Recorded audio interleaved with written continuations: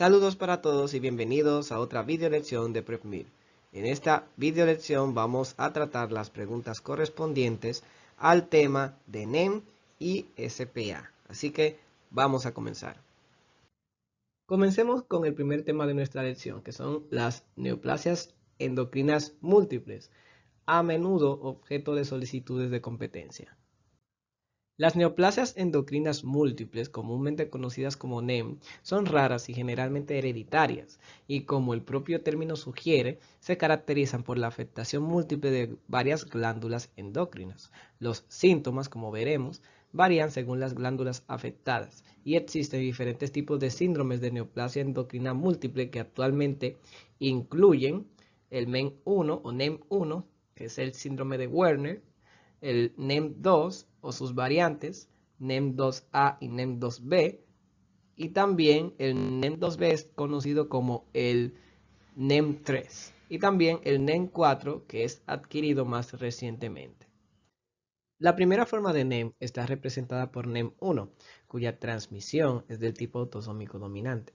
El gen responsable de NEM1 se encuentra en el cromosoma 11, en la banda 11q13, y codifica una proteína conocida como menina, cuya función biológica no está bien definida. Sin embargo, se cree que puede tener una función supresora de tumores. Esta mutación del gen MEN1 está presente, NEM1 está presente en el 90% de las familias afectadas por esta misma enfermedad, y por tanto la forma familiar es sin duda más frecuente que la esporádica. La identificación del gen de la menina ha mejorado las posibilidades diagnósticas de las familias afectadas por NEM1, ya que la búsqueda de la alteración genética descrita implica un programa anual de cribado y posiblemente posteriores pruebas diagnósticas en profundidad de portadores de la aberración genética. MEN1 implica el desarrollo de neoplasias o el crecimiento excesivo e hiperactividad de al menos de las siguientes glándulas: adenohipófisis con la formación de adenomas pituitarios, paratiroides con una hiperplasia de estas glándulas, páncreas con un desarrollo de tumores con afectación del tracto endocrino gastrointestinal. El hallazgo de un adenoma hipoficiario puede representar la primera manifestación clínica del síndrome en el 25% de los casos esporádicos del NEM1, pero no más del 10% de las formas familiares. Los adenomas pueden presentarse como microadenomas o macroadenomas. Con frecuencia secretan prolactina, a veces hormona de crecimiento y ACTH, y las disfunciones resultantes están ligadas a la correspondiente sobreproducción hormonal y a la compresión inducida por la masa tumoral, que puede provocar alteraciones visuales y dolores de cabeza, etc. También la hiperprolactinemia puede provocar galactorrea en las mujeres afectadas, mientras que el exceso de hormona de crecimiento puede provocar acromegalia, y más raro es el hallazgo de ACTH con el consiguiente desarrollo de la enfermedad de Cushing. Los adenomas paratiroides o la hiperplasia paratiroidea son comunes en la mayoría de los pacientes con NEM1. El HPT primario es la endocrinopatía más común en NEM1, que está presente en más del 90% de los pacientes y suele constituir la primera expresión clínica del NEM1. Está claramente determinada por la hiperplasia paratiroidea, ya que estamos hablando de un adenoma paratiroideo o una hiperplasia paratiroidea. Y el hiperparatiroidismo es inicialmente asintomático y luego entonces conduce a una serie de cambios típicos como la hipercalcemia y la nefrocalcinosis, y se define bioquímicamente por concentraciones séricas elevadas de la PTH, calcio total y ionizado también.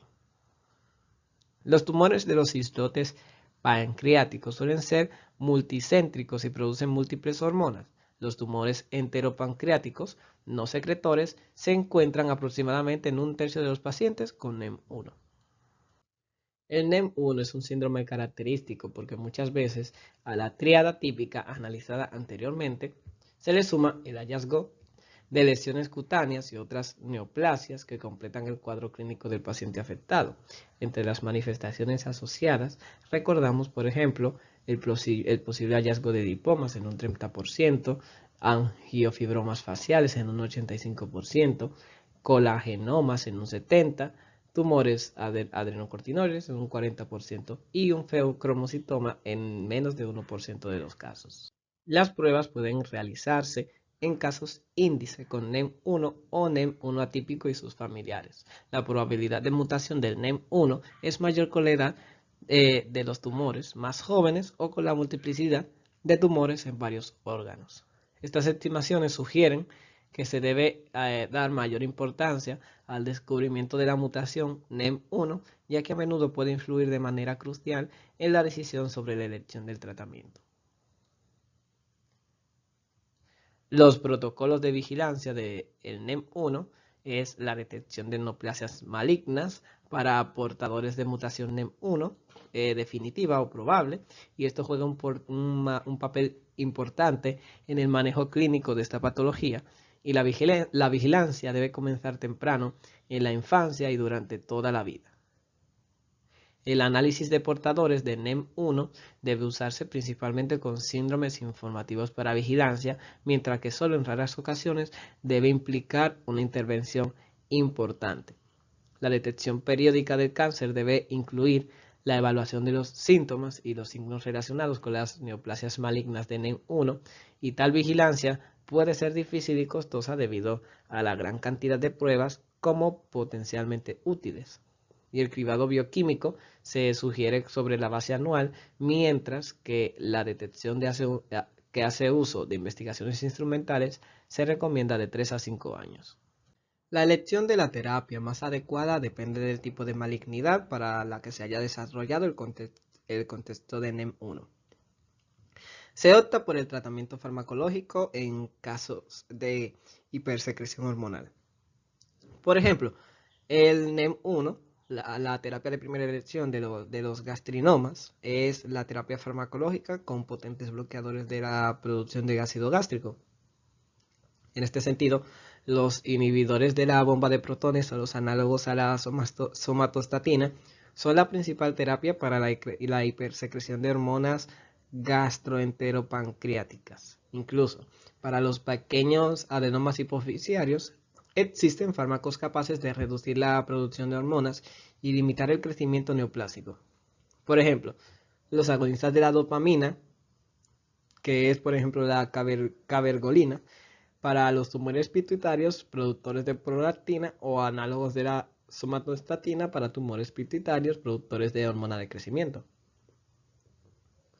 A menudo se utiliza la cirugía también, y se trata de intervenciones quirúrgicas a veces complejas, ya que el tumor no siempre aparece como una masa única operable, y dada la naturaleza genética de la enfermedad, existe una alta posibilidad de que el tumor reaparezca incluso después de muchos años. Problemas.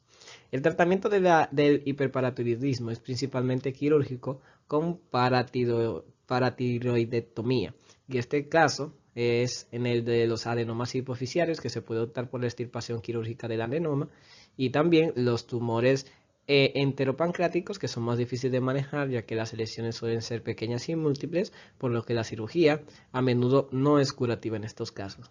En caso de los gastrinomas, es necesaria una evaluación endocrino-radiológica precisa de la técnica para utilizar una extirpación, caso por caso. La cirugía se usa en el tratamiento de pacientes con NEM1 con hipoglucemia debido a insulinoma.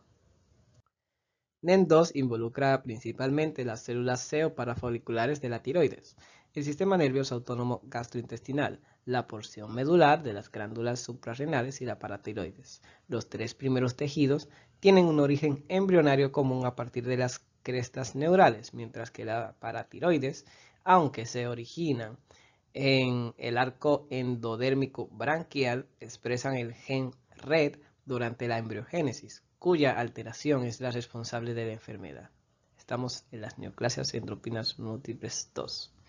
El gen RED, entonces, indica una proteína con características de receptor de membrana con una actividad de tirosina quinasa y expresa específicamente se expresa en tejidos o células de origen neuroectodérmico.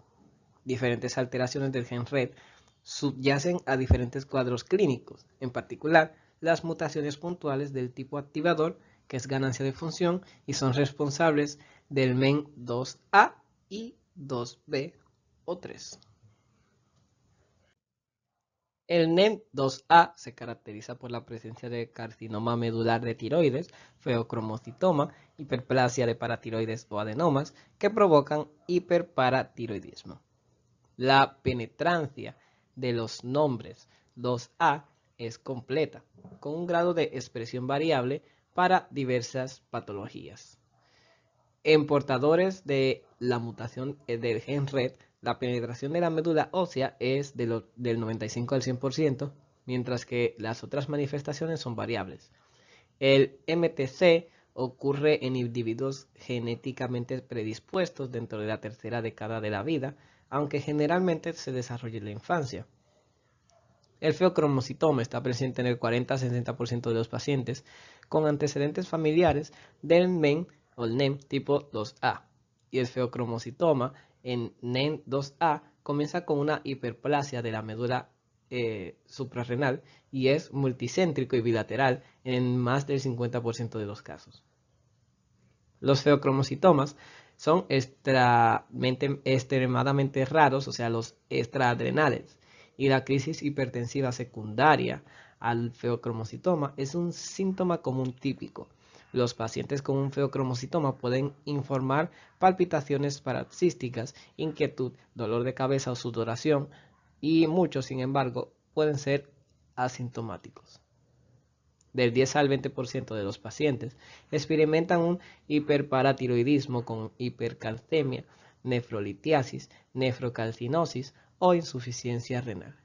El hiperparatiroidismo a menudo se debe a la afectación de múltiples glándulas que pueden tener hiperplasia difusa o adenomas múltiples. La endocrina múltiple tipo 2A, los cambios paratiroideos también pueden ser menores. El NEM2B se caracteriza por la presencia de carcinoma medular de tiroides y feocromocitoma en la ausencia del hiperparatiroidismo. La principal morbilidad del NEM2 es MTC. Las variables del NEM2 difieren en la agresividad del MTC y son más agresivas en el NEM2B que en el NEM2A. De hecho, los NEM2B se caracterizan por un hallazgo de MTC en una edad temprana con un comportamiento agresivo, con un pronóstico desafortunado a corto plazo, y la evolución clínica del MTC es muy temprana y tras una fase de hiperplasia difusa en las células C intratiroideas, puede expresarse microfocos de MTC en glándulas intratiroideas y posteriormente una micrometástasis linfoglandular ya presentada en la infancia. En el NEM2B, el feocromocitoma y el carcinoma medular de tiroides se asocian a anomalías de fenotipo del paciente, como el hábito marfanoide y marfanoide. Y los pacientes presentan una talla alta, que es también una aracnodactilia, escoliosis, pectus excavatum, pie cabo, hipotonía muscular, entre otras características. También algunas otras características distintivas del NEM2B se encuentran en los neuromas multifocales, sobre todo que NEM2B también se conoce como síndrome de neuroma mucoso. Los neuromas afectan la lengua, la mucosa bucal, los labios, y debido a que los párpados, la conjuntiva y la córnea también se desarrollan neuromas, los bebés a menudo no pueden producir lágrimas. Por otro lado, las dificultades para alimentarse, la succión difícil, la diarrea y el estreñimiento, y también la detección de crecimiento, aparecen en la primera infancia y preceden a los neuromas, y los síndromes endocrinos, los síntomas, por muchos años. La determinación del portador de NEM2 es una de las pocas pruebas genéticas que realmente indica una intervención clínica dirigida posterior. De hecho, la importante decisión de analizar una tiroidectomía en NET2 debe basarse principalmente en las pruebas de mutación del gen RET en lugar de un análisis de la calcitonina. Los ensayos de calcitonina basales o desafiados también tienen diagnósticos falsos positivos más frecuentes y pasan por alto diagnósticos positivos verdaderos en algunos estados de portador en comparación también con el análisis de mutación del gen RET. Sin embargo, la prueba de calcitonina debe usarse para monitorear el estado del tumor MTC y esta puede ser la primera indicación de persistencia o recurrencia en el tumor. También puede ser un indicador de intervención temprana que puede modificar el uso clínico de la MTC. El análisis mutacional del RET, cuando se utiliza rigurosamente, muestra una mutación en el 95% de los casos de NEN2. La secuenciación del ADN es muy eficaz para dicha identificación. Si este análisis mutacional extendido de RET es negativo, se debe considerar un análisis de ligamento genético y de halotipos en caso de una sospecha fuerte de una mutación desconocida de RET3. La prueba de calcitonina sigue siendo palpable y aplicable para el diagnóstico del estado del portador en estas situaciones atípicas. La cirugía es el tratamiento de primera elección para las neoplasias malignas típicas del NEM2. Consiste en una excisión quirúrgica de tumores identificados en NEM y tiroidectomía profiláctica y, como se explicó anteriormente, también la identificación de un portador NEM2 es la base para recomendar la tiroidectomía preventiva o curativa para el MTC. El análisis citogenético permite personalizar la edad de la tiroidectomía total. En el tratamiento del NEM2A tenemos que la tiroidectomía total profiláctica está indicada en todos los portadores de esta mutación y la cirugía para el cáncer medular de tiroides debe incluir una tiroidectomía total y una disección de los ganglios linfáticos del compartimento central con una disección adicional en los ganglios linfáticos si está indicado según las imágenes preoperatorias. En portadores de mutación siempre se debe buscar feocromocitomas antes de la tiroidectomía. La morbilidad del feocromocitoma se redujo notablemente debido a un mejor diagnóstico y manejo. El tratamiento de elección para el feocromocitoma unilateral en NEM2 es la suprarrenalectomía laparoscópica. En un paciente que presenta un feocromocitoma y cáncer medular de tiroides o hiperparatiroidismo concurrentes, primero se debe extirpar el feocromocitoma. Incluso si es asintomático, aunque aumenta mucho el riesgo durante otros procedimientos quirúrgicos. La adrenalectomía laparoscópica, que tiene menor morbilidad, es preferible a la laparotomía abierta y el HPT es menos frecuente y grave que el NEM2A que en el NEM1. La paratiroidectomía debe realizarse de manera similar a otros trastornos tumorales múltiples de las glándulas paratiroides. Como se indicó anteriormente, la principal morbilidad del NEM2 es la MTC y las variantes del NEM2 difieren de la agresividad del MTC con el siguiente orden decreciente: NEM2B mayor que NEM2A. Es importante centrarse, sí, pero es importante centrarse en el momento de la cirugía de tiroidectomía profiláctica. De hecho, existen guías que estratifican el manejo clínico terapéutico en función del riesgo genético. La fuerte correlación entre el genotipo y la expresión clínica de MTC asociado con NEM2 brindó la oportunidad de crear 4 categorías de estratificación de riesgo genético en los niños portadores de mutaciones. Las directrices recientes de la American Thyroid Association, la tiroidectomía profiláctica debe realizarse antes de los 5 años. En pacientes con mutaciones RET de bajo riesgo, que es ATA-A y ATB, la Tiroidectomía profiláctica se suele realizar después de los 5 años si los niveles basales y estimulados de pentagastrina son normales y la ecografía del cuello es normal. Los pacientes con NEN-D, NEN2B siempre están en la clase de mayor riesgo y debe someterse a una tiroidectomía lo antes posible, preferiblemente dentro del primer año de vida. Y ahora tenemos el NEN4, que está causado por mutaciones en el gen CDKN1B/P27, por lo que debe considerarse un nuevo gen de susceptibilidad para el desarrollo de múltiples tumores endocrinos. Para NEN4, dado el pequeño número de casos descritos hasta la fecha, actualmente no es posible definir un cuadro clínico específico, ni existen aún pautas para el tamizaje bioquímico e instrumental, por lo que se siguen como pacientes de NEN1 y NEN2. Y en esta última diapositiva tenemos un resumen de las características distintivas de cada una de las neoplasias endocrinas múltiples que hemos discutido anteriormente. Aquí, en cambio, se puede ver el fenotipo clínico característico, resumido de una manera un poquito extraña, de modo que permanece impreso en los efectos de la prueba. Así que memoricen bien esta imagen, si quieren tírenle fotos, que es una muy buena explicación, aunque un poco extraña, pero característica. Entonces, pasamos ahora al segundo tema de la lección, que son los síndromes poliglandulares autoinmunes. Los síndromes poliglandulares autoinmunes son trastornos de patogenia autoinmune que están caracterizados por la coexistencia de dos o más endocrinopatías que suelen estar asociadas a patologías no endocrinas y también son una expresión a un proceso autoinmune. Los SPA pueden inducir a formas complejas e incompletas definidas como tales por la presencia de enfermedad o solo los autoanticuerpos que constituyen marcadores diagnósticos predictivos.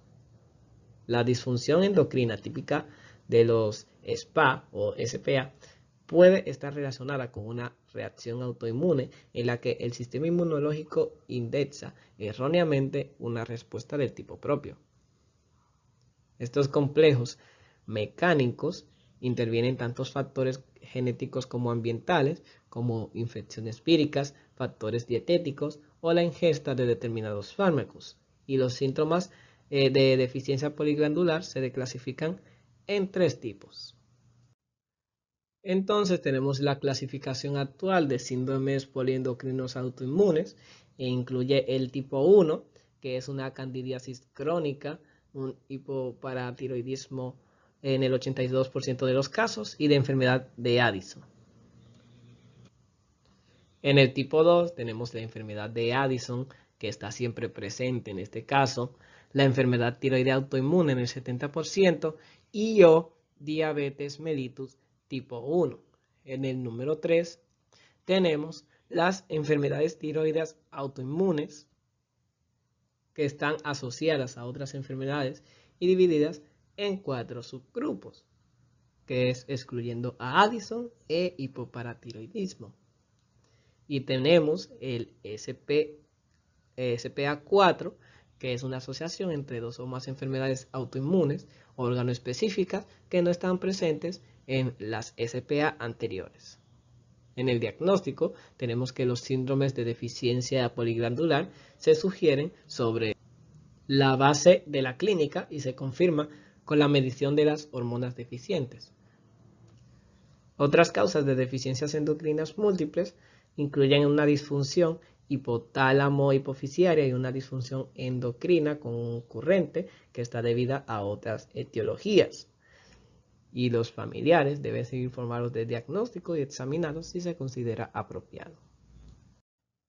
El SPA1 también se denomina APECD debido a la presencia típica de poliendocrinopatía autoinmune asociada con una candidiasis y displasia ectodérmica en un síndrome hereditario bastante raro, y este se manifiesta principalmente en la edad pediátrica con un pico alrededor de los 3 a 5 años, y este es más frecuente en Finlandia entre judíos iraníes, mientras que en Italia se presenta con una mayor incidencia en Cerdeña y Puglia, y en España también tiene una incidencia en Madrid y sobre todo en los Pirineos. Las enfermedades autoinmunes suelen tener una etiopatogenia multifactorial debiéndose a unas mutaciones que afectan a un gran número de genes, ya que la concordancia de varios factores ambientales está relacionada.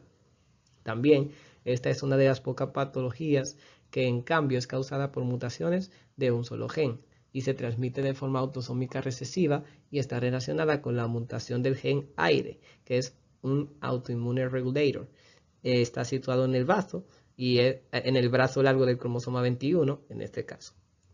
Y este gen codifica proteínas que actúan como factores de transcripción nuclear que desempeñan un papel crucial en los mecanismos de inmunotolerancia. A diferencia de otras formas de SPA, no se correlaciona con un HLA específico.